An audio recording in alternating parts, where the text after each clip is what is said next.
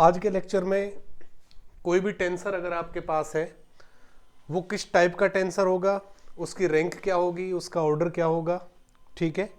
और किसी भी टेंसर के नंबर ऑफ कंपोनेंट्स हम किस तरह से लिखते हैं, ये कुछ चीज़ें हम डिस्कस करने वाले हैं, ठीक है।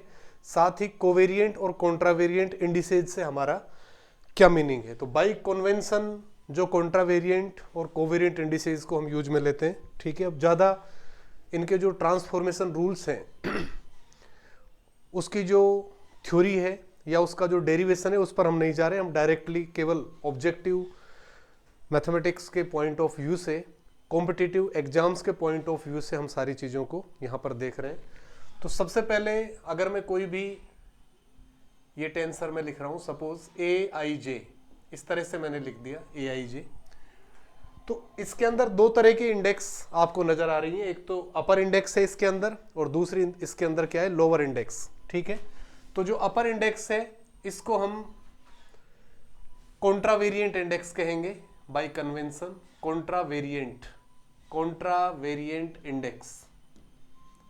और जो यहां पर लोअर इंडेक्स है इसे हम क्या कहेंगे, कोवेरिएंट इंडेक्स, कोवेरिएंट इंडेक्स, ठीक है। तो अपर इंडेक्स है उसको कॉन्ट्रावेरिएंट इंडेक्स कह रहे हैं, लोअर इंडेक्स को हम क्या कह रहे हैं, कोवेरिएंट इंडेक्स कह रहे हैं। इसके अंदर अगर मैं इस तरह से कंसीडर करूं इसको, सपोज ए कोई भी टेंसर है, ठीक है, या ये अगर मैं डेफिनेशन लिखूं यहां पर, एक हम डिफाइन करते हैं R comma S type tensor, R comma S type tensor. इसका मतलब क्या है, ये मैंने कोई भी टेंसर लिखा जिसके अंदर अपर इंडेक्स में लगा रहा हूं I1 I2 up to IR, और लोअर पार्ट पर मैंने लिखा J1 J2 up to JS। तो यहां से आप ये देख सकते हो number of contravariant indices, number of contravariant indices equal to किसके है, R के, और नंबर ऑफ कोवेरिएंट इंडिसेज अगर आप देखें तो इक्वल टू किसके है, S के। तो टोटल इस एक्सप्रेशन के अंदर R तो कॉन्ट्रावेरिएंट इंडिसेज है, S यहां पर क्या है, कोवेरिएंट इंडिसेज। तब ये क्या कहलाता है, R comma S type tensor, R comma S type tensor. तो R comma S type tensor के अंदर फर्स्ट जो कंपोनेंट या पहले जो आर्ग्यूमेंट है उसके अंदर तो आती है number of contravariant indices. Second जो आर्ग्यूमेंट है यहां पर क्या आएगा, नंबर ऑफ कोवेरिएंट इंडिसेज। साथ ही जब भी मैं कॉन्ट्रावेरिएंट और कोवेरिएंट इंडेक्स की बात कर रहा हूं, इसका मतलब मैं यहां पर रियल इंडेक्स की बात कर रहा हूं, ठीक है। ये सारे इंडेक्स कैसे होने चाहिए, रियल इंडेक्स, रियल इंडेक्स। तो रियल इंडेक्स का मतलब है मैं किसकी बात कर रहा हूं, नॉन रिपीटेड की, नॉन रिपीटेड, ठीक है, नॉन रिपीटेड इंडेक्स की। डम इंडेक्स की बात नहीं कर रहा हूं मैं, डम इंडेक्स रिपीट होगी अपर में और लोअर में, ठीक है। तो उसका तो फिर किसी एक्सप्रेशन पर केवल उस पर समीशन चलेगा, तो एक तरह से देखा जाए तो वो इंडेक्स वहां पर है ही नहीं। तो ये कोई भी R comma S type tensor आप इस तरह से लिखेंगे। अब इसके अंदर अगर कंपोनेंट्स हमें देखने हैं सपोज, ठीक है, कंपोनेंट्स अगर मैं किसी में देखूं, सपोज नंबर ऑफ कंपोनेंट्स देखने किसी टेंसर के, आपको नंबर ऑफ कंपोनेंट्स, और सपोज स्पेस आपको दे रखा है Vn, स्पेस क्या ले लिया मैंने, Vn, यानी कि n डायमेंशनल स्पेस मेरे पास है। इसमें किसी भी टेंसर के नंबर ऑफ कंपोनेंट्स आपको देखने, तो वो किस तरह से देखोगे, अगर मैं ये लिखूं, सपोज ये कोई भी टेंसर मैंने ले लिया Aij, तो इसके नंबर ऑफ कंपोनेंट्स कितने होंगे यहां पर इस n डायमेंशनल स्पेस के अंदर। आपको कुछ भी नहीं करना, पहली इंडेक्स I है, I के लिए कितनी चॉइस हो गई, n चॉइस, दूसरी इंडेक्स J, उसके लिए भी n चॉइस। तो चॉइसेज को आपने मल्टीप्लाई कर कर क्या लिख दिया, n स्क्वायर। तो टोटल n स्क्वायर कंपोनेंट्स होंगे। इसी तरह से अगर मैं यहां पर ये लेता Aij, सपोज ये ले लेता, तो अब I के लिए n चॉइस, J के लिए भी n चॉइस, और K के लिए भी क्या है, n चॉइस। तो यहां पर जो नंबर ऑफ कंपोनेंट्स क्या हो जाएंगे, n क्यूब हो गए, ठीक है, n इंटू n करेंगे 3 टाइम्स, तो n क्यूब यहां पर क्या आ गया मेरे पास, नंबर ऑफ कंपोनेंट्स। तो इस तरह से कोई भी टेंसर अगर आपको दिया है तो उसके आप नंबर ऑफ कंपोनेंट्स देख सकते हैं। कॉन्ट्रावेरिएंट इंडेक्स से क्या मतलब है, कोवेरिएंट इंडेक्स से क्या मतलब है, ये सारी चीजें हम यहां पर देख चुके हैं। इसके बाद हमारे पास आएगा टाइप ऑफ टेंसर। तो टाइप ऑफ टेंसर की अगर बात करें तो R comma S type tensor, ठीक है। R comma S type tensor का मतलब क्या है, जिसमें number of contravariant indices R हो और नंबर ऑफ कोवेरिएंट इंडिसेज क्या हो, एस हो। अब इसके अंदर हम आते हैं ऑर्डर ऑफ टेंसर। किसी भी टेंसर का ऑर्डर क्या होता है, ठीक है, ऑर्डर या रैंक, ऑर्डर या रैंक।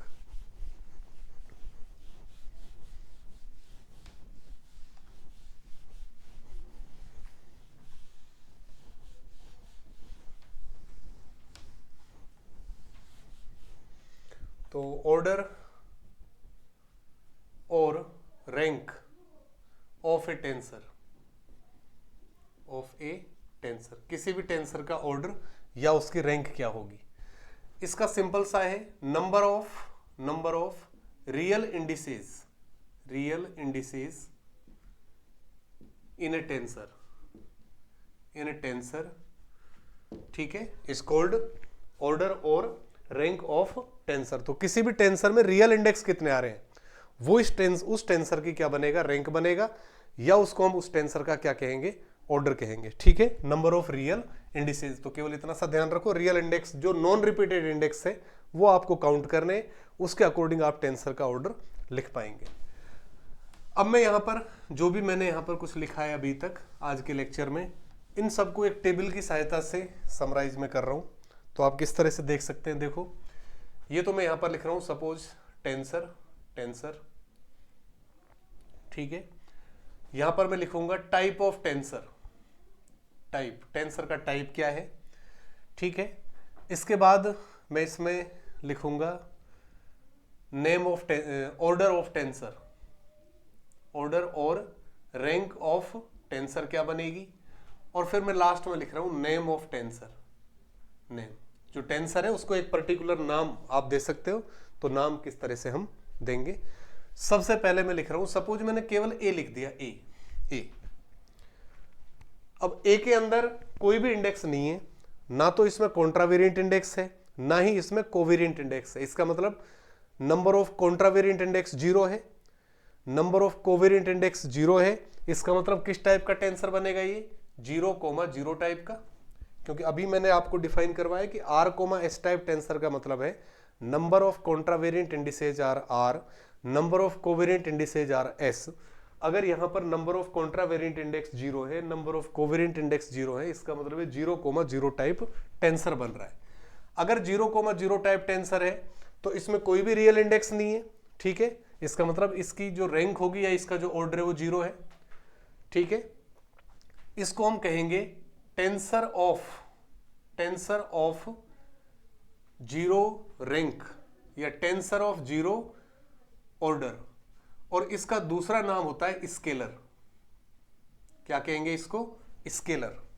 अगर कोई भी टेंसर है जिसकी रैंक 0 है वो क्या कहलाएगा, स्केलर कहलाएगा। एक इंपॉर्टेंट डेफिनेशन भी यहां पर आ गई आपकी, ठीक है। दूसरा मैं लिखता हूं यहां पर, सपोज मैंने ये लिख दिया ए आई, ठीक है, यानी आई यहां पर मैंने क्या काम में लिया है, कॉन्ट्रावेरिएंट इंडेक्स। अब इसका कौन सा टाइप बनेगा, नंबर ऑफ कॉन्ट्रावेरिएंट इंडेक्स तो 1 है, कोवेरिएंट इंडेक्स इसमें है नहीं, तो 1,0 टाइप बन गया। अब इसका ऑर्डर देखो, रियल इंडेक्स, एक ही इंडेक्स आ रही है इसके अंदर और वो रिपीट नहीं हो रही है, इसलिए ये क्या है, रियल इंडेक्स। तो नंबर ऑफ रियल इंडेक्स कितने हो गए, 1, ठीक है, 1। तो ये मेरे पास क्या आ रहा है, tensor of rank 1, tensor of rank 1, rank 1। और टेंसर किस तरह का है ये, कॉन्ट्रावेरिएंट, कॉन्ट्रावेरिएंट टेंसर है, क्योंकि इसमें केवल कॉन्ट्रावेरिएंट इंडेक्स प्रेजेंट है, तो कॉन्ट्रावेरिएंट टेंसर है रैंक 1 का। और इसे हम कहते हैं कॉन्ट्रावेरिएंट वेक्टर, इसे हम कॉन्ट्रावेरिएंट वेक्टर बोलते हैं। तो 1 रैंक का टेंसर क्या कहलाएगा, वेक्टर कहलाएगा। अगर कॉन्ट्रावेरिएंट फॉर्म में है तो कॉन्ट्रावेरिएंट वेक्टर कहलाएगा। अगर इस तरह से होता है ये कोवेरिएंट फॉर्म में, ये अब ये किस टाइप का है, 0,1 टाइप का, क्योंकि इसमें नंबर ऑफ कॉन्ट्रावेरिएंट इंडेक्स तो 0 है और नंबर ऑफ कोवेरिएंट इंडेक्स कितने हो गए, 1, तो 0,1 टाइप का हो गया। इसके लिए अगर मैं बात करूं तो इसका ऑर्डर तो 1 हो गया क्योंकि एक ही इंडेक्स है, और इसे क्या बोलेंगे हम, कोवेरिएंट वेक्टर। क्या बोलेंगे इसको, कोवेरिएंट वेक्टर, कोवेरिएंट वेक्टर। अब इसी तरह से आप हायर ऑर्डर के टेंसर्स लिख सकते हो। सपोज मैंने ये लिख दिया ए आई जे, तो एक तो इसमें क्या है, कॉन्ट्रावेरिएंट इंडेक्स, एक इसमें क्या है, कोवेरिएंट इंडेक्स। इसका मतलब 1,1 टाइप हो गया, और 2 इंडेक्स दोनों नॉन रिपीटेड है, इसका मतलब 2 इसमें रियल इंडेक्स है। तो ये क्या बन रहा है, मिक्स्ड टेंसर। क्या बोलेंगे इसको, मिक्स्ड टेंसर ऑफ रैंक और ऑर्डर 2, सेकंड ऑर्डर का मिक्स्ड टेंसर। मिक्स्ड टेंसर क्यों बोल रहे हैं, क्योंकि इसमें कॉन्ट्रावेरिएंट इंडेक्स भी है और इसमें कोवेरिएंट इंडेक्स भी आ रहे हैं, दोनों तरह के इंडेक्स प्रेजेंट हैं, इसलिए इसको मैं क्या बोल रहा हूं, मिक्स्ड टेंसर। अगर मैं इस तरह से लिखूं ए आई जे, अब ये किस टाइप का है, 2,0 टाइप का। अब इसमें कोवेरिएंट इंडेक्स नहीं है, रैंक तो अगेन इसकी 2 बन गई, और अब ये क्या कहलाएगा, contravariant tensor, contravariant tensor of order 2, of order 2। तो सेकंड ऑर्डर का क्या बन रहा है, ये कॉन्ट्रावेरिएंट टेंसर। इसी तरह से आप सेकंड ऑर्डर का कोवेरिएंट टेंसर बना सकते हो, और मैं बना रहा हूं इसमें, सपोज मैंने ये लिख दिया ए आई जे के और आई एल, ये टेंसर मैंने लिख दिया। अब इस टेंसर का आप एक बार सोचिए कि ये किस टाइप का टेंसर है, ये किस टाइप का टेंसर है, ये आपको देखना है यहां पर। तो टाइप अगर मैं देखूं तो ध्यान देना, आप यहां पर रियल इंडेक्स देखना है केवल आपको। जब भी R comma S type tensor आप लिख रहे हो तो रियल इंडेक्स आप देखोगे, रियल इंडेक्स। आई तो रिपीट हो रहा है यहां पर, तो आई तो डमी हो गया, आई को काउंट नहीं करना है। जे और के रियल इंडेक्स है अपर में, तो अपर में 2 रियल इंडेक्स है, लोअर में एल 1 रियल इंडेक्स है, तो 2,1 टाइप का हो गया। और इसकी रैंक क्या होगी, 3 होगी, क्योंकि रियल जो डमी इंडेक्स है आई, इसको तो मैं काउंट ही नहीं कर रहा हूं, बाकी कितने बचे रियल इंडेक्स, 3। तो 3 इस टेंसर की क्या है, रैंक है या ऑर्डर है। तो आप लिख देंगे यहां पर, ये क्या है, mixed tensor, mixed tensor of order 3, of order 3। ठीक है, तो यहां से एक चीज आप देख सकते हो, अगर 0, ये आर कोमा इस टाइप टेंसर अगर मैं ले रहा हूं, सपोज टेंसर किस टाइप का हो, आर कोमा इस टाइप का, तब इसकी रैंक क्या बनेगी, आर प्लस एस। अब ये जनरल फॉर्मूला बन गया, आर कोमा इस टाइप टेंसर का रैंक या ऑर्डर क्या बनेगा, आर प्लस एस। वो आप यहां से देख सकते हैं, 0,0 टाइप का टेंसर है तो 0 + 0 ऑर्डर आ रहा है, 1 + 0 करेंगे तो 1 आ गया, 0 + 1 किया तो 1 आ गया, 1 + 1 किया तो 2 आ गया, 2 + 0 करें तो 2, 2 + 1 करें तो 3। इसीलिए आर कोमा इस टाइप का टेंसर अगर आपके पास है, उस टेंसर की जो रैंक होगी या उस टेंसर का जो ऑर्डर होगा वो क्या होगा, आर प्लस एस होगा। तो ये इस तरह से आप कई बार जो कॉम्पिटिटिव एग्जाम्स हैं आपके ऑब्जेक्टिव टाइप के, उसमें आपसे सीधा पूछ लिया जाता है, कोई भी टेंसर दे दिया आपको और आपसे कह दिया जाता है कि इस टेंसर की रैंक क्या होगी या इस टेंसर का ऑर्डर क्या होगा। ठीक है, तो इस टाइप के क्वेश्चन बनने की संभावना रहती है। तो अब आप यहां से बता सकते हैं, अगर आपसे टाइप पूछा जा रहा है तो टाइप भी आप बता सकते हैं, अगर आपसे ऑर्डर पूछा जा रहा है तो ऑर्डर आप बता सकते हैं, अगर आपसे टेंसर का नाम पूछा जा रहा है कि किस तरह का टेंसर है तो आप वो भी बता सकते हैं। आप रैंक निकाल लेंगे उसके अकॉर्डिंग उसको डिफाइन कर देते हैं। आपको 2 चीजें जो इंपॉर्टेंट इसमें ध्यान रखनी है वो ये है कि स्केलर क्या होता है, एक टेंसर जिसकी रैंक या ऑर्डर क्या होता है 0। वेक्टर क्या होता है, एक टेंसर जिसकी रैंक या ऑर्डर क्या होता है 1। ठीक है, अगर केवल एक ऑर्डर का टेंसर है और कॉन्ट्रावेरिएंट उसके अंदर इंडेक्स आ रही है तब वो कॉन्ट्रावेरिएंट वेक्टर कहलाएगा।